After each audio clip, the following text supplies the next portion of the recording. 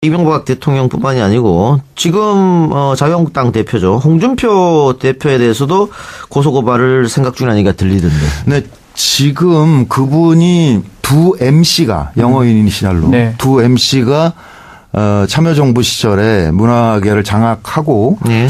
이회창 씨를 지지했던 연예인들을 5년 동안 방송 출연하지 못하게 했다. 이런 얘기를 했어요. 노무현 표 블랙리스트 이런 그런 네. 뜻이죠. 그런데 이건 명백한 허위 사실이거든요. 그러니까 선거법상 허위 사실이기도 하고 또 개인 명예훼손이기도 하고 그래서 민형사 소송을 지금 검토 중입니다. 아, 그렇습니까? 예, 예, 예. 지금도 사실은 MB 블랙리스트에 대한 물타기 용인지 모르겠습니다. 그런 말을 자유한국당에서 끊임없이 하고 있으니까. 그렇죠. 그러니까 그때 대선 때는 그냥 넘어갔어요. 그러려니라고 생각을 했는데 네. 그게 지금 이제 물타기용으로 쓰이고 있고 또 정병국 의원이 얼마 전에 아예 이창동, 명계남 저 이렇게 세 명을 거명하면서 또 그 비슷한 얘기를 한 적도 있고 그래서 네. 이대로 두면 정신 승리하기 위해서 이제 그런 논리들을 개발하는 것 같은데 자기들끼리 자꾸 얘기를 하고 반복해서 읽다 보면 진짜로 믿는 것 같아요. 그렇죠. 네, 그런 현상도 있고 또 중앙일보에 보니까 문성근 말이 맞나 유인촌 말이 맞나 이렇게 걸었더라고요. 그러니까 그 밑에 댓글이 쫙 달리는데 참여정부 때도 다 하지 않았냐 이런 얘기를 굉장히 많이 올라오더라고요. 그래서 이건 분명하게 법적으로 해줘야 되겠다. 바로 잡아야 아예 고소를 함으로써 진실 허위를 밝힌다. 그럴 필요가 있다는 거죠. 그러니까 바다 이야기 같은 경우는 어디서 뜬 소문이 도는지를 모르기 때문에 고발을 할 수가 없었거든요. 그리고 시발을 걔네들이 어떻게 했냐면 한나라당 의원이 면책특권을 가지고 국회에서 발언을 했어요. 맞습니다. 그러고 나서 퍼뜨렸기 때문에 어디 고소할래 찾을 수가 없어요. 그러니까 못 해왔는데 못하다 보니까 너무 많은 사람들이 그걸 믿고 있거든요. 사실로. 이 얘기는 안 할 수가 없을 것 같은데요. 부부싸움 끝에 노무현 전 대통령이 스스로 목숨을 끊었다. 이거 허위사실 유포. 왜랍니까? 정진석 의원. 그래서 노건호 씨가 일단은 사자명예훼손이죠. 고소했습니다. 고소한 상태고 또 김경수 의원 같은 경우에도 이번에는 사과 같은 거 바라지 않겠다. 끝까지 법적으로 간다. 이런 얘기를 했는데 정진석 의원이 왜 뜬금없이 이런 이야기를 했다고 보시죠. 그게 국정원이 이제 과거에 논두렁식에 이거를 만들어냈다는 거잖아요. 그 심리학자들을 동원해서 가장 심리적인 충격을 줄 수 있는 그것을 찾았다는 거잖아요. 그러니까 제 합성 사진도 그렇지만 노 대통령 그 부분을 하면 심리적으로 영향이 있다라는 것이 국정원이 활동하고 있는 동안에 분석된 내용이 아닐까? 그런 생각이 들어요. 그러니까 그걸 꾸준히 활용을 해온 거죠. 자신들의 결집을 위해서 써왔는데 근데 조금 지금 시대가 바뀌었고 이를테면 가장 호감 가는 전현직 대통령을 물었을 때 노무현 대통령이 50%를 넘었거든요. 박정희 대통령도 50% 넘은 적이 없거든요. 이게 변화된 상황을 인식하지 못하기 때문에 그때 그 버릇을 그냥 하는 것 같아요. 그러니까 제가 이명박 정권이 일베 정권하고 수준이 같은 거 아니었나. 근데 사실은 화이트리스트의 일베를 얼마나 지원했는지 정말 확인해 보고 싶어요. 했을 것이다라는 심증은. 그런데 자기들끼리 일베를 보면서 그 안에서 자꾸 하다 보니까 논리를 찾다 보니까 이게 잘못된 정보가 반복돼서 입력되면서 사실을 믿어가는 그런 것도 있는 것 같고 그러니까 지금 의원들이 사고 치는 게 대개 그 일베 수준의 그 논리들을 자꾸 노출시키는 거 아닌가 그런 생각이 들죠. 정진석 자유한국당 의원의 그 막말 퍼레이드라고 해도 되겠죠. 계속 이어지는데 댓글 공작의 원조는 노정권이다라는 얘기도 하셨어요. 그러니까 그건 공무원에게 실명으로 정책 토론에 응하라는 뜻으로 노무현 대통령이 지시했던 건데 그것과 이 알바를 하고 국가기관이 조직적으로 댓글 다는 거하고 비교하는 건 어불성설이죠. 이랑 똑같은 거죠. 문재인 대통령이 공개적으로 기업 총수들을 불러서 만났잖아요. 근데 그때 자유한국당에서 박근혜 대통령이 기업 총수 만난 거랑 뭐가 다르냐 또 했거든. 비밀리에 만난 거랑 공개리에 만난 거랑 다른 것처럼. 그래서 저희가 이제 라디오랑 팟캐스트 같이 하고 있으니까 정진석 의원께도 나오시라고 나오셔서 얘기를 해주십사 요청을 드리는데 자유한국당에서 안 나오세요. 그러니까 논리가 없는 걸 아는 거죠. 자기들도. 근데 이렇게 너무 말도 안 되는 얘기를 하고 또 정치인이면 본인의 행동을 정치 행위라고 보기 때문에 아마 심각하게 고려를 하고 있을 건데 그렇죠. 생각하고 어처구니가 없거든 일반인들이 봤을 때 아마 정말 수세에 몰린 상황이 아닌가 생각도 들거든요. 또 이런 얘기도 있더라고요. 정진석 의원이 정무수석 출신이니까. 친이. MB 때. 친이는 아니지만. 네. 그 블랙리스트에 관해서 나는 전혀 모른다라고 말할 위치가 아니지 않느냐. 네. 그러니까 박근혜 정부가 붕괴하면서 그 박정희 신화도 크게 손상을 입은 거잖아요. 근데 이명박 정권도 이렇게 그 탈법, 불법, 헌법 파괴행위가 많았다는 게 드러나게 되면 그렇죠. 자신들로서는 어디 비빌 언덕이 없는 거죠. 이제 이승만 하나 남는 거죠. 그렇죠. 전두환한테 기댈 수는 없는 거잖아요. 그렇죠. 그러니까 그런 초조감들이 지금 이렇게 무리한 수를 부르는 거 아닌가 싶어요. 예, 알겠습니다. 이거 하나 여쭤보죠. 원래 이제 김대중 대통령이 당선되고 나서 원래 김대중 대통령이 문화에 대해서 관심이 많은 분이었으니까 그렇죠. 이 문화 정책에 대해서 지원은 하되 간섭을 하지 않는다. 네. 이 모토를 갖고 왔고 이게 이제 노무현 정권까지 이어진 거 아니겠습니까? 그렇죠. 그런데 이제 그게 9년 동안 이제 사라진 거고 앞으로 문재인 정부는 어떤 이 문화 정책, 문화 방향이 나와야 된다고 봅니까? 그건 뭐 그냥 그 DJ 거를 그냥 복원하면 되는 거죠. 근데 지금 이제 그 선별 전체적으로 문화 예산이 그 많이 떨어진 측면이 있고요. 또 영화 같은 경우는 아예 국가 예산이 없어진 지 10년이에요. 그러니까 이제 그런 그 예산 복원부터 시작을 해서 뭐 그 뭐랄까 그 이제 영화 쪽으로 치자면 독립영화나 이쪽의 제작 유통 이런 쪽을 많이 활성화시켜주고 그다음에 또 하나는 그동안 그 이명박근혜 9년 넘어오면서 영화계는 소위 수직 계열화라는 게 완고하게 형성이 돼 버렸습니다. 그러니까 영화는 그 상영업이 있고 투자 배급업이 있고 그다음에 제작업이 있는데 이거를 CJ가 통으로 다 해버리거든요. 그러니까 공정 경쟁이 이루어지지 않고 영화인들이 하부 구조로 떨어졌어요. 그러니까 지금 우리 국민이 워낙에 창의력이 뛰어나기 때문에 버텨나가고 있는데 네. 지금과 같이 이렇게 하부 구조로 떨어진 상태가 상당히 지속되면 굉장히 위험해질 수 있죠. 그러니까 이 시장 환경을 개선하는 것. 이것이 그 문재인 정부가 꼭 해야 되는 일이라고 생각합니다. 그런데 현재 국회 구성으로는 그다지 가능성이 높진 않다고 보기 때문에 투표 잘해야죠. 네, 알겠습니다. 그러니까 국뽕영화 얘기를 한번 물어보고 싶어요. 네. 국뽕영화 같은 것 좀 어떻게 생각하십니까? 뭐 애처로운 노력이죠. 뭐 발버둥이고. 근데 이제 한두 개는 성공을 했죠. 인천 상륙작전, 뭐 연평해전 이런 거? 연평해전은 관객이 좀 왔죠. 예. 국제시장은 아주 크게 흥행을 쳤죠. 했고, 근데 그런 소문은 영화계 그 MB 때부터 파다하게 돌았어요. 뭐 야구를 우리가 북경에 가서 우승한 적이 있었잖아요. 네네. 뭐 그런 거를 영화로 한다든지, 뭐 그다음에 빨간 마우라를 뭐 영화를 다시 네. 만든다든지. 뭐 그런 식의 영화 기획안들이 많이 돌아다녔고, 박근혜 정부 때는 유경수 여사를 뭐 그 굉장히 띄우는 그런 영화를 만들려 한다든지 그런 시도들이 많이 있었는데 그 유능한 감독들이 붙지 않고 또 이제 때론 그 배우들이 눈치채고 거부하고. 그렇죠. 네, 그래서 제작이 안 됐죠. 실제로 2013년도에 박근혜 정부 그때 처음 들어왔을 때 네. 에어포스 원 같은 미국 영화 같은 거를 만들어주면 네. 한 30억 정도 지원하겠다. 네네. 그 TK 출신 감독한테 제안을 했다는 얘기도 있거든요. 네? 근데 그 사람이 거절했다. 충분히 가능한 이렇게 얘기죠. 얘기했는데.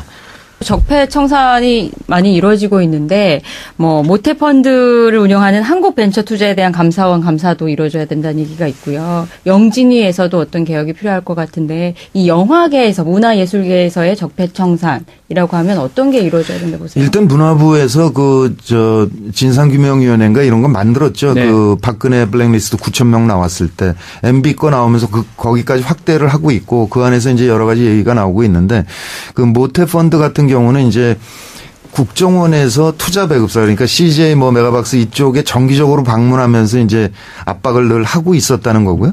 그 바깥에 있는 게 모태펀드거든요. 그러니까 정부가 한 10분의 1 정도 돈을 넣고 90%는 민간이 넣어서 이제 뭐 한 300억 규모로 돈을 만든다 그러면 투자 심사 회의를 하는데 과거에는 정부 쪽에서 발언을 안 했어요. 간섭한다는 느낌이 들기 때문에. 근데 박근혜 정부 때는 아예 간사를 보내서 발언을 하기 시작을 했죠. 그러니까 이를테면 뭐 송강호 런닝 개런티가 왜 이렇게 많어? 이 한마디 하면 나머지 민간인들은 하지 말란 얘기네. 아하. 이렇게 해서 이제 그런 식으로 거절을 해왔다는 네. 건데 기록은 하나도 안 남습니다. 뭐 그들이 의사록을 만들어야 될 이유도 없고요. 그렇죠. 또 지금 와서 실제로 뭐 시나리오가 부족했고 실제로 러닝 개런티가 많아서 안 했다 이런 핑계를 댈 거기 때문에 범법 사실을 명백하게 확인할 방법은 없어요. 다만 정부 쪽, 그러니까 문화부에서 파송한 그 간사 같은 사람들은 앞으로 절대 공직에 나가서는 안 된다. 예. 그러니까 뭐 일부에서는 계속 공격을 하잖아요. 종북이다. 아까 말씀하셨듯이 집안이 그렇다. 근데 2003년 12월에 대통령 특사 자격으로 이제 김정일 위원장도 만나셨고 또 이제 문 목사님께서는 김일성 주석도 이제 만나셨고 하셨어요. 네. 종북이세요? 뭔 질문 유치해요. 아니, 질문 받아왔어요. 아니라고 제가. 생각이 됩니다.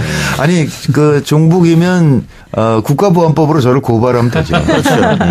늘 무혐의 처리가 나오니까 그렇죠. 열심히. 근데 실제로 여러 번 고발했어요 그 사람들이. 네. 통일운동 하는 사람 또 통일을 바라는 분들한테 종북으로 매도한다는 것은 그 뭐 완벽한 메카시즘인 것 같고요. 근데 남북 통일을 염원하는 사람들이 다 종북은 아닌데 그런 메커니즘이 돌았어요. 계속 그렇죠. 계속 하는 거죠. 먹혔고 그래서 뭐 안타까워서 이제는 안 먹힐 것 같고요. 안타까워서 드린 질문이고요. 네. 일배하는 분들한테 하고 싶은 말이 있다면 무엇이 있으신지. 아까 저 MB 정권의 수준이 일베 수준과 같았던 거 아니냐 이런 말씀을 드렸는데 일베의 최대 그 폐해는 정치적으로 그 공격 뭐 지역 감정을 한다든지 뭐 종북 공격한다든지 이런 것도 있지만 또 한편에서 여혐이거든요. 네. 네. 이거는 청소년들에게 매우 심각하게 퍼져서 헤어나지질 않거든요. 그래서 지금 김규리 씨가 지금도 공격받고 있어요. 그렇죠. 예. 피해자임에도 불구하고 그거는 그 여혐에 기대고 있는 게 굉장히 많습니다. 그래서 이거는 그 누가 지원을 했는지도 검토를 해야 되지만 이런 사이트는 정말 그냥 내비두는 게 옳은 것인가 심각한 논의를 해봐야 될 거라고 생각해요. 폐쇄할 수 있는 그런 부분에 동감하고. 대해서. 네. 아니 뭐 소라넷 같은 것도 폐쇄시켰으니까. 폐쇄했잖아요. 아, 그랬죠. 예. 마지막 질문 있어요. 지금 여자분이 주신 질문 같은데요. 네. 황혼역이신데 네. 지금 사랑하고 계십니까? 라는 질문이 있었습니다. 제가 대신할까요? 네. 사랑은 늘 하시는 분이에요. 아니 저 친구한테 농담처럼 그럽니다. 내 죽거든 화장해라. 아마 사리가 여러 개 나올 거야. 자기들끼리 자꾸 얘기를 하고 반복해서 읽다 보면 진짜로 믿는 것 같아요. 그렇죠.